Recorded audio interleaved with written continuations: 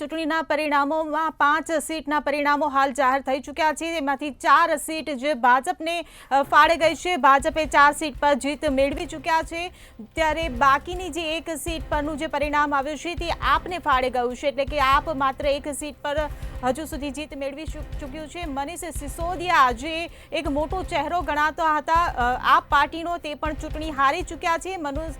મનીષ સિસોદિયા 600 વોટથી હાર્યા હોવાનો સામે આવ્યું છે। એ જંગપુરાથી ચૂંટણી લડી રહ્યા હતા, પરંતુ પરિણામ જે સામે આવ્યા છે તેઓ ચૂંટણી હારી ચૂક્યા છે।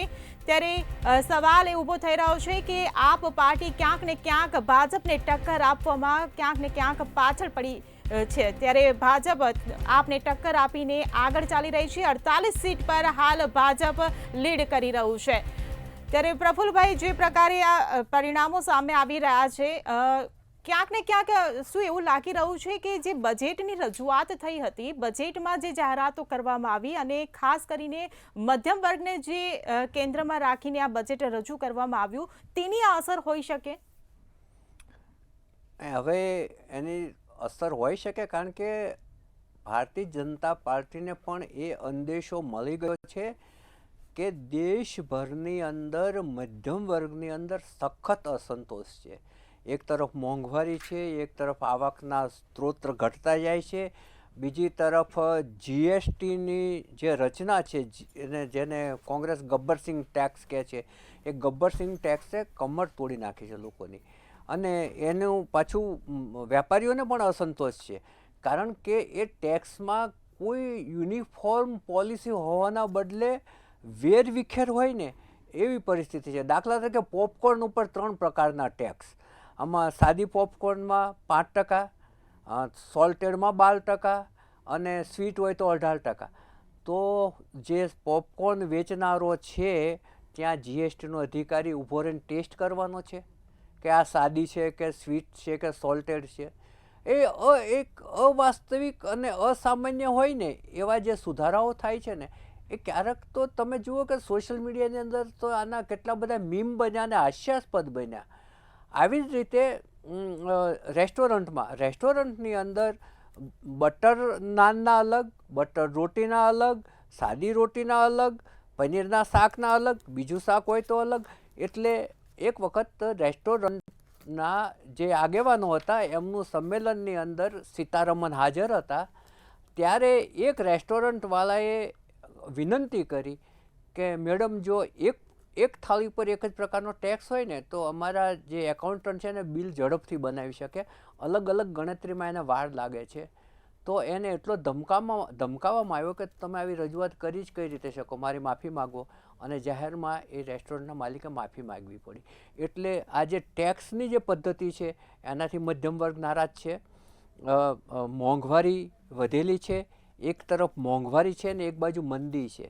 જ્યારે મંદી ને મોંઘવારી સાથે હોય ને ત્યારે બે પડની વચ્ચે મધ્યમ વર્ગ પીસાતો હોય છે, એટલે મધ્યમ વર્ગની અંદર અસંતોષ હતો। બજેટની અંદર ઘણી બધી રાહતો જાહેર કરી, 12 લાખ સુધીનો જે ઇન્કમ ટેક્સમાંથી રાહત આપી, એના સિગ્નલ પોઝિટિવ ગયા। ખુદ વડાપ્રધાનશ્રીને પણ આ મેસેજ પહોંચ્યો હોય છે, કારણ કે એમણે એમના ટોપની મિટિંગની અંદર આ કહ્યું હતું કે મધ્યમ વર્ગ છે એના પ્રશ્નો હલ કરવાના પ્રયત્ન કરો એમ। એટલે આ આખી જે બાબત છે, જે દિલ્હીનો મધ્યમ વર્ગ છે ને, ત્યાં દિલ્હીના મધ્યમ વર્ગના જે વિસ્તારો છે ત્યાં મતદાન વધારે થયું હતું।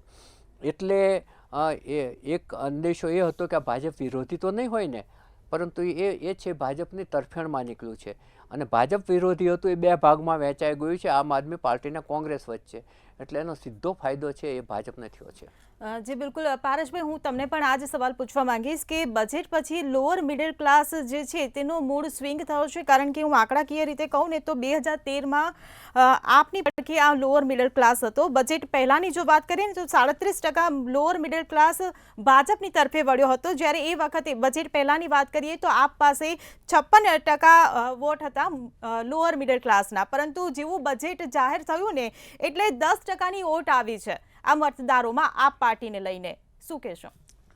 જી મેડમ, ચોક્કસપણે મેં અગાઉ બી જ્યારે બજેટનું હતું ને ત્યારે બી મેં એ વાત કરી હતી કે આ એક છે ને કે ક્યાંક જે રાજ્યોની અંદર ચૂંટણી છે ને તેને અસર કરશે, એટલે જે જાહેરાતો જે કરવામાં આવી હતી, જે 12 લાખ સુધીના ટેક્સને ફ્રી કરવાની વાત હતી ને, અને જે રીતે આગામી જે ડિસેમ્બરની અંદર બિહારની અંદર જે ઇલેક્શન છે, અને એ વખતે જે બિહારના ઇલેક્શન વખતે જે છે કે અત્યારે બિહારને આ બજેટની અંદર જે રીતનો ફાયદો કરાવવામાં આવ્યો ને, એટલે આપની વાત સાથે સંમત છું કે જે છે કે આ ચૂંટણીના અનુલક્ષીને લઈને એક બજેટની વાત તૈયાર કરવામાં આવી હતી, અને એમાં જે છે કે સામાન્ય અને મધ્યમ વર્ગના લોકો જે છે ક્યાંક ને ક્યાંક જે છે કે એને થોડી ઘણી અસર કરવાની જે બાબત હતી એમના જે છે કે ઉતારવામાં સફળ રહ્યા હતા. આ એક વાત છે કે એ લોકોએ સમજી શક્યા કે ભાઈ અમે લોકો મને દર મહિને લગભગ 7,000 થી 8,000 રૂપિયાનો ફાયદો થશે, પરંતુ એની સામે એ લોકો ના સમજી શક્યા કે જીએસટી જે રીતે વધી રહ્યો છે એટલે ઓલરેડી તમારી બચત છે એ જે છે કે આ જીએસટી અંદર જતી જ રહેવાની છે.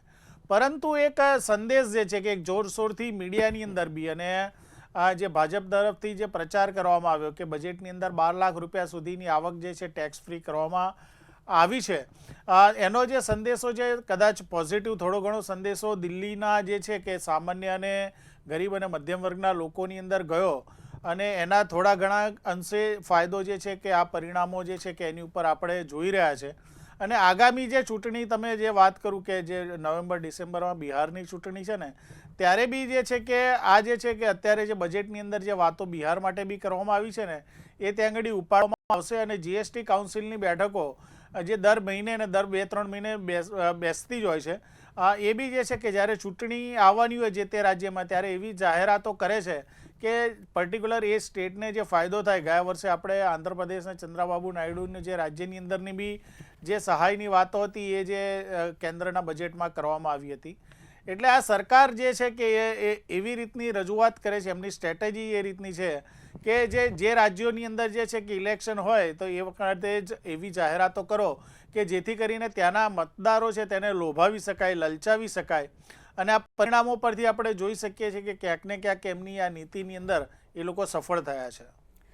જે બિલકુલ, જ્યારે લોભ અને લાલચની અહીંયા વાત થઈ રહી છે ત્યારે પ્રફુલભાઈ હું તમને પૂછવા માંગીશ કે જે રેવડી આપે વેચી હતી તેમાં ભાજપ પણ બાકી નથી. ભાજપે પણ પોતાની રીતે પોતાની સ્ટાઇલમાં રેવડી તો વેચી જ છે, તો મતદારોને રીઝવવા માટે ભાજપે એવું કયું પ્રબળ જે કહી શકાય કે એ પરિબળ વાપર્યું મતદારોને રીઝવવા માટે, અને આપ ત્યાં પાછળ રહી ગયું? ભારતીય જનતા પાર્ટી મેં તમને પહેલાં કહ્યું એમ 24/7 ચૂંટણીના મોડમાં જ હોય છે. એના તમામ નિર્ણયો મોટાભાગે ચૂંટણીલક્ષી જ હોય છે. એનું બૂથ મેનેજમેન્ટ જુઓ, એનો અભ્યાસની શૈલી જુઓ, એની થિંક બેંક જુઓ. જ્યાં ચૂંટણી આવવાની હોય એના 6 મહિના પહેલાં એનો સ્ટડી તૈયાર કરી નાખતી હોય છે. ત્યાંના સમસ્યાઓ, ત્યાંને પ્રજાને પીડતા પ્રશ્નો, ત્યાંના જે બહુમતી સમાજ હોય એના પ્રશ્નો, આ બધાનો અભ્યાસ કરી લેતા હોય છે, અને એના જે તારણો હોય છે એ એના ભાષણોમાં અને એના સાહિત્યમાં એનો ઉપયોગ કરતા હોય છે, અને એ આખું એનું લોજિકલી એનો નિવેડો લાવવાનો જે વાત એ મૂકતા હોય છે એ મતદારોના હૃદયને સ્પર્શી જાય એ રીતે મૂકતા હોય છે. એને કારણે શું થાય છે કે એનો મતદારનો વર્ગ છે એ જે તે રાજ્યની અંદર બહોળો થાય છે. જ્યાં ચૂંટણી હોય છે ને ત્યાં એ બહોળો થાય છે. જ્યારે બીજા પક્ષો કરતાં એ અલગ એ રીતે પડે છે કે એની આક્રમકતા પણ વધારે હોય છે, કે અને ચૂંટણી જીતવાની માનસિકતા સાથે એ મેદાનમાં ઉતરે છે. એટલે તમે જે કહ્યું કે આમ આદમી પાર્ટી પાછી પડી અને આ રેવડીની વાત કરી તમે, તો જે રેવડીની શૈલી જે શરૂ કરી છે એ આમ આદમી પાર્ટીએ શરૂ કરી છે. મેં અગાઉના સ્લોટમાં કહ્યું હતું કે રેવડી એ બહુ સારી વસ્તુ છે, એને બિચારીને બદનામ કરી નાખી. પહેલાંના જમાનામાં જ્યારે વિદ્યાર્થી સ્કૂલમાં દાખલ થતો ત્યારે એના મા બાપ છે બાકીના વિદ્યાર્થીઓને રેવડી વેચતા હતા, અને ગામડાની અંદર બપોરના નાસ્તામાં રેવડી અને સિંગને ચણા જ હતા. હવે એ રેવડી હવે તો બદનામ થઈ ગઈ રાજકારણીઓના કારણે. હવે આ જે રેવડી વેચવાની વાત છે એ જે તે રાજ્યના ને જે તે દેશના અર્થતંત્રને બહુ મોટું નુકસાન પહોંચાડતી હોય છે. આ પદ્ધતિ એક ખોટી પદ્ધતિ પડી છે. એટલું જ નહીં, સામાજિક રીતે બે રાજ્યો વચ્ચે પણ ભેદરેખા ઊભી કરતી હોય છે. મેં અગાઉ કહ્યું કે ભાઈ રાજસ્થાનમાં અલગ. પ્રફુલભાઈ, આપને અટકાવવા માંગીશ, મહત્વના સમાચાર સામે આવી રહ્યા છે. આ ચૂંટણીના પરિણામો જે પ્રકારે આંકડા સામે આવી રહ્યા છે, અરવિંદ કેજરીવાલ હારી જશે હારી ગયા છે એ સમાચાર અત્યારે મહત્વના સામે આવી રહ્યા છે. કેજરીવાલ ચૂંટણી હાર્યા છે. પરિણામ જે જાહેર થઈ રહ્યા છે, 5 બેઠક પર ભાજપ જીત મેળવી ચૂકી છે. કેજરીવાલને લઈને આ સમાચાર. અરવિંદ કેજરીવાલ ચૂંટણી હાર્યા તે આ સૌથી મોટા સમાચાર છે, જે આપને સૌથી મોટો ઝટકો આપી રહ્યો છે. તો ભાજપની પ્રચંડ જીત થતી દેખાઈ રહી છે. ભાજપ અત્યારે લીડ પર છે. 5 સીટ પરના જે પરિણામો જાહેર થઈ ચૂક્યા છે, ત્યારે આમ આદમી પાર્ટીને આ સૌથી મોટો ઝટકો કહી શકાય. આમ આદમી પાર્ટીના મુખ્ય ચહેરો જે મુખ્યમંત્રી અરવિંદ કેજરીવાલ હાલ હારી ચૂક્યા છે. મનીષ સિસોદિયા પણ ચૂંટણી હારી ચૂક્યા છે. 600 મતથી મનીષ સિસોદિયા ચૂંટણી જંગ હારી ચૂક્યા છે. જંગપુરાથી તેઓ ચૂંટણી લડી રહ્યા હતા, પરંતુ જે પરિણામો સામે આવ્યા છે તેમાં તેમની હાર દેખાય છે. ત્યારે આમ આદમી પાર્ટીને આ મોટો ઝટકો કહી શકાય. બંને મોટા ચહેરા ચૂંટણી હાલ હારી ચૂક્યા છે. ત્યારે ચર્ચામાં હાલ આપણી સાથે ભાજપમાંથી કમલેશ રાજગોર પણ જોડાઈ ગયા છે. જે મંતવ્ય ન્યૂઝમાં આપનું સ્વાગત છે. જે પ્રમાણે પરિણામો સામે આવી રહ્યા છે, મોટા ચહેરા આપ પાર્ટીના અરવિંદ કેજરીવાલ ચૂંટણી હાર્યા છે. મનીષ સિસોદિયા પણ ચૂંટણી હારી ચૂક્યા છે અને ભાજપ જીતતું દેખાઈ રહ્યું છે. શું કહેશો? ચોક્કસ. સૌથી પહેલા તો દિલ્હીની જનતાના જે પણ આશીર્વાદ મળ્યા છે ભારતીય જનતા પાર્ટીને, એના બદલ કોટી કોટી વંદન સહ એમનો આભાર વ્યક્ત કરીશ.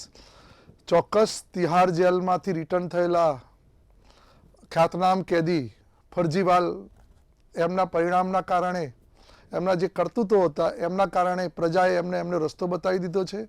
ભારતીય જનતા પાર્ટી, પ્રફુલ્લભાઈ હું આવ્યા ત્યારે કહેતા હતા કે ભાઈ જીતવા માટે જ લડતા હોઈએ છીએ. અમે લોકો ચોક્કસ જીતવા માટે લડતા હોઈએ છીએ, પરંતુ પ્રજાના હિતને હરાવવા માટે ક્યારેય નથી લડતા હોતા. પ્રજાનું હિત એ લોકોએ કર્યું કે ન કર્યું એ પ્રજા નક્કી કરે, અને પ્રજાએ નક્કી કરીને એમને જીતાડતી હોય છે. પરંતુ અત્યારે દિલ્હીની જે પરિણામો જોયા રહ્યા છે, એ આ શરાબ મંત્રી હારી ગયા, ફરજીલાલ હારી ગયા, અને જે ગોટાળા કર્યા તમે જોઈ શકો છો કે શીશ મહલ બનાવ્યો. જે પણ કામો કર્યા એ પ્રજાએ નકારી કાઢ્યા. માત્ર જુઠ્ઠા વાયદાઓ કર્યા અને જુઠ્ઠી વાતો કરી. કથની એમની કંઈક જુદી હતી, એની જે કથની હતી એ કહેવાની વાત જુદી અને આચરણ જુદું કર્યું. અને આ બધા જ કારણોસર ભારતીય જનતા પાર્ટી તો ઠીક છે કે કાર્યકર્તાઓના બળ ઉપર જીતતી હોય છે, અને આદરણીય અમિતભાઈએ તો કીધું જ હતું કે ભાઈ આ વખતે જે આપણા જે પરિણામો આવવાના છે એ આપણા એક્ઝિટ પોલમાં આવવાના છે. એ એક્ઝિટ પોલ નહીં પણ એના કરતાં પણ સારા પરિણામો આવવાના છે, ને એ આવી રહ્યા છે.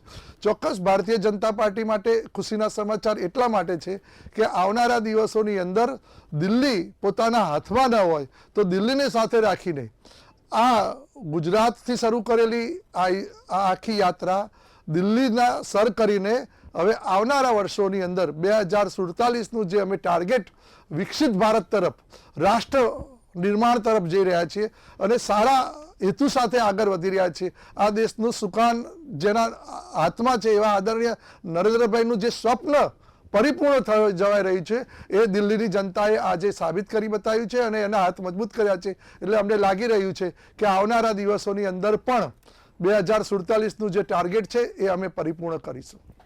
જી બિલકુલ. પ્રફુલ્લભાઈ, હું તમને પૂછવા માંગીશ કે છેલ્લા 10 વર્ષથી જ્યારે દિલ્હીમાં આપની સરકાર છે, ત્યારે હવે જે સત્તા વિરોધી લહેર ઊભી થઈ છે એની પાછળ ક્યાંક ને ક્યાંક આ શીશ મહેલની વાતો થઈ રહી છે, ક્યાંક દારૂ કૌભાંડ નડી રહ્યું છે, ક્યાંક અરવિંદ કેજરીવાલ જે જેલમાં ગયા તે બધી વાતો. ત્યારે ક્યાંક ને ક્યાંક અરવિંદ કેજરીવાલની છબીને જે નુકસાન થયું છે તેનો આ ફાયદો ભાજપને મળી રહ્યો છે.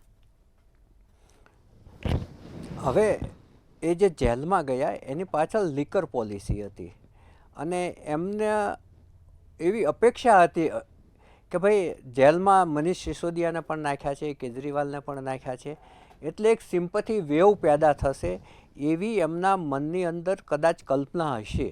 અને એટલા જ માટે એમણે પોતાની પ્રામાણિકતા બતાવવા માટે એમણે મુખ્યમંત્રી પદ છોડ્યું અને આતિશીને છેલ્લા થોડા સમય માટે મુખ્યમંત્રી બનાવ્યા. એટલે એ જે આખી એમની જે ગણતરી હતી એ ઊંધી પડી ગઈ છે, અને લોકોની અંદર એમણે જે પોતાની કટ્ટર પ્રામાણિકતાની છાપ ઊભી કરવા ગયા હતા એને આ લિકર પોલિસીએ એક ઘસરકો પહોંચાડ્યો છે અને એની ઘસરકાની જે ગંભીર અસરો છે એ આપણા પરિણામોમાં જોઈ શકાય છે, ત્યાંના નાગરિકોએ કરેલા મતદાનમાં જોઈ શકાય છે.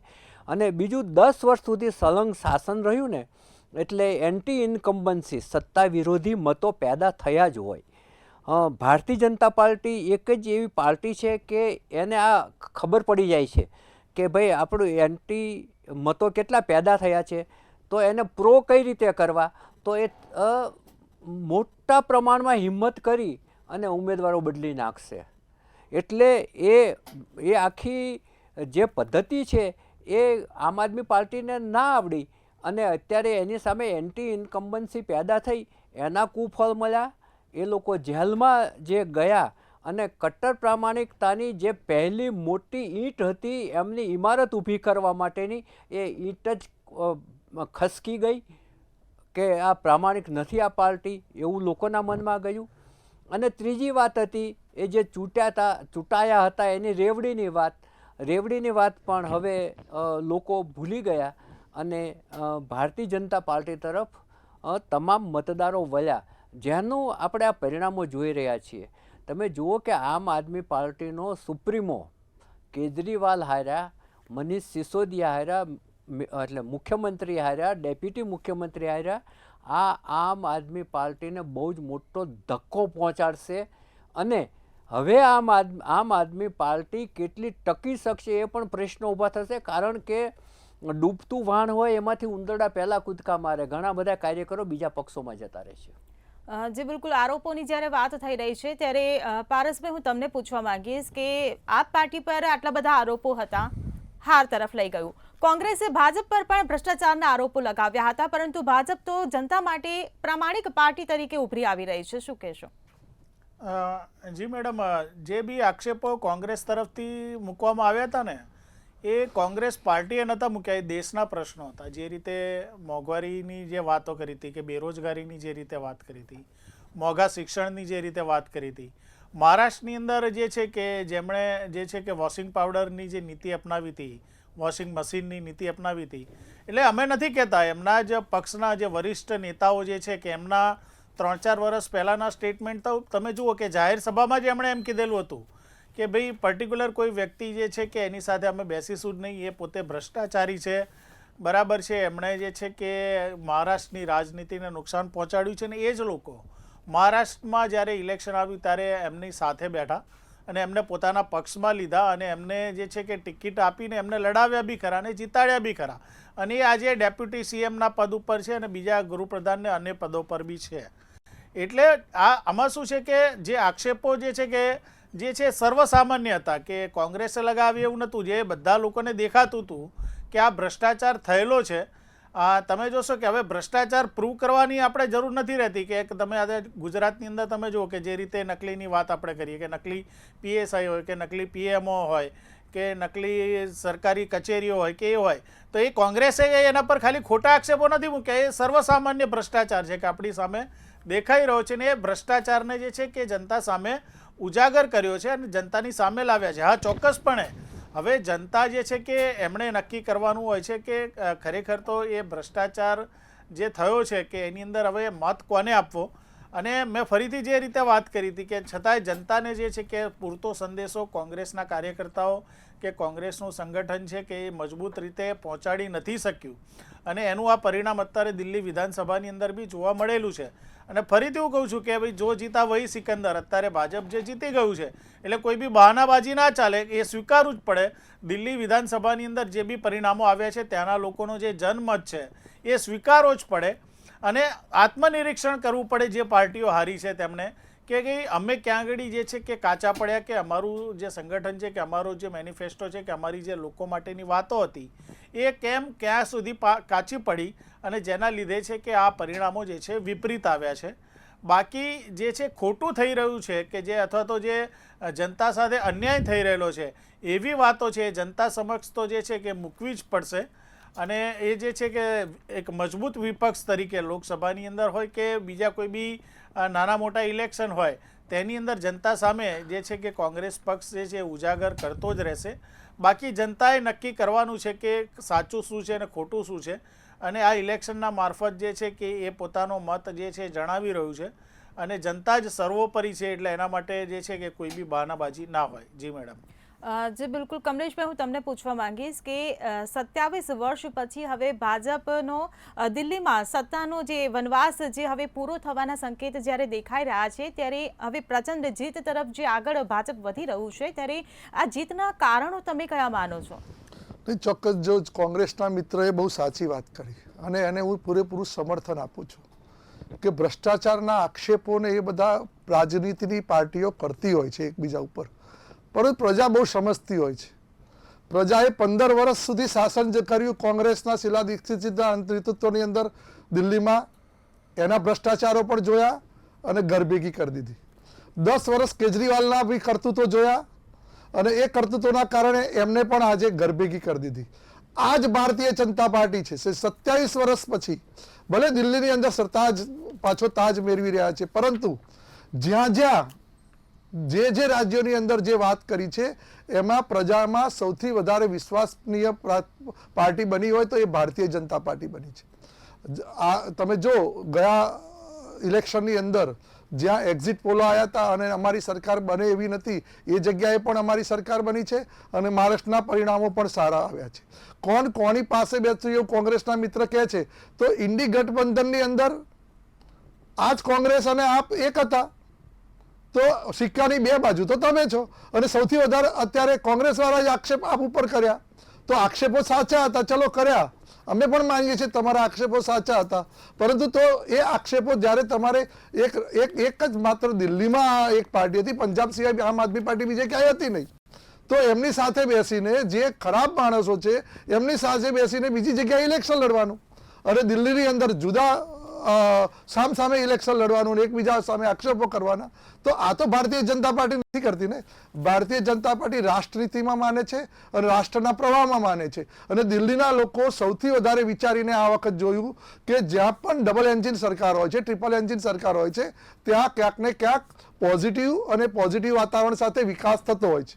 અને આ વિકાસની યાત્રાની અંદર દિલ્હીના લોકોએ પણ સમર્થન આપ્યું અને આ વિકાસ ઉપર વિશ્વાસ રાખીને એમણે એમ પણ જોયું કે કદાચ કોઈ વ્યક્તિમાં નાની મોટી ત્રુટીઓ હશે, પરંતુ દિલ્હીના હિતમાં લોકોએ, ત્યાં આગળ તો પૂર્વાંચલના લોકો છે, બીજા બહારથી આવેલા લોકો, વ્યાપારી લોકો છે અને નવો વર્ગ છે જે 27 વર્ષની અંદર ભારતીય જનતા પાર્ટીનું શાસન દિલ્હીની અંદર દિલ્હીના યુવાનોએ નથી જોયું.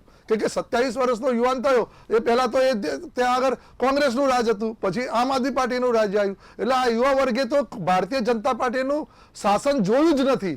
છતાં પણ આ વખતે આ શાસનને, જે બીજા રાજ્યોમાં અંદર શાસન ચાલી રહ્યું છે ભારતીય જનતા પાર્ટીનું, આદરણીય નરેન્દ્રભાઈ જે કામ કરી રહ્યા છે, આદરણીય અમિતભાઈ જે કામ કરી રહ્યા છે, એ બધું જ જોયું છે અને જોઈને આ સમર્થન આપ્યું છે.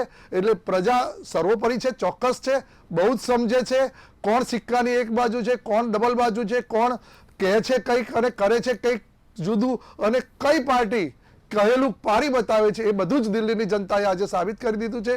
અને ફરીથી હું દિલ્હીની જનતા, ભારતીય જનતા પાર્ટી વતી આ દિલ્હીની જનતાનો ખૂબ ખૂબ આભાર માનું છું. જી બિલકુલ. પ્રફુલભાઈ, હું તમને પૂછવા માંગીશ કે જ્યાં ગઠબંધન હોય ત્યાં આપ અને કોંગ્રેસ એકબીજાની વાહવાહી કરે, પણ જ્યાં ગઠબંધન ના હોય ત્યાં કોંગ્રેસ આપ પર આક્ષેપ મૂકે અને આપ કોંગ્રેસ પર મૂકે, તો આ અંદરો અંદર જે આક્ષેપો થઈ રહ્યા હતા, ક્યાંક ગઠબંધન ને ક્યાંક વિભાજન હોય ત્યાં આક્ષેપો, તો શું આ આક્ષેપોની જ અસર જનતાની માનસિકતા પર પડી છે અને એના કારણે જ ભાજપના વિકાસને વોટ મળ્યો છે? ગઠબંધન છે ને એ જ્યારે સ્વાર્થ પ્રેરિત હોય ને ત્યારે આ પ્રશ્નો ઊભા થતા હોય છે. તમે જુઓ કે ઇન્ડિયા ગઠબંધનની અંદર બંને સાથે પક્ષો છે. દિલ્હીની અંદર બંને અલગ અલગ લડ્યા, ગુજરાતની અંદર નગરપાલિકાઓ અલગ અલગ લડી રહ્યા છે. એનો અર્થ એ થયો કે તમે માનસિક રીતે એકાબીજી સાથે જોડાયેલા નથી. તમારું માનસિક અંતર, જો એક સાથી પક્ષ તરીકે એક ટેબલ ઉપર બેઠા પછી તમારું માનસિક અંતર હતું એ જેમનું તેમ જળવાયેલું રહ્યું છે અને એનું આ પરિણામ છે. કારણ કે બંને એક બહુ સહજ અને એક સરળ વાત છે કે ભાજપ વિરોધી એક મત ઊભો થયો હોય, એ મત જો બે ભાગમાં વહેંચાય તો ભાજપનો ફાયદો થવાનો છે એ તો આપણા મંતવ્ય ન્યૂઝનો પ્યુન પણ કહી શકે, એટલી સરળ વાત છે. હવે એ સરળ વાત જો આ બંને પક્ષના મહાનુભાવો ના સમજી શક્યા હોય અને પોતાના અસ્તિત્વ માટે જ લડત કરી રહ્યા હોય કે ભાઈ હું અહીં નહીં લડું તો મારો કાયમી ધોરણે કાંકરો નીકળી જશે, કે મારું કાયમી ધોરણે અસ્તિત્વ સમાપ્ત થઈ જશે, એવું વિચારીને લડતા હોય તો આખરે તો પરિણામ તો એ જ આવ્યું કે ભાઈ ભારતીય જનતા પાર્ટી જીતી ગઈ અને આમ આદમી પાર્ટી અને કોંગ્રેસને હારનો સામનો કરવો પડ્યો.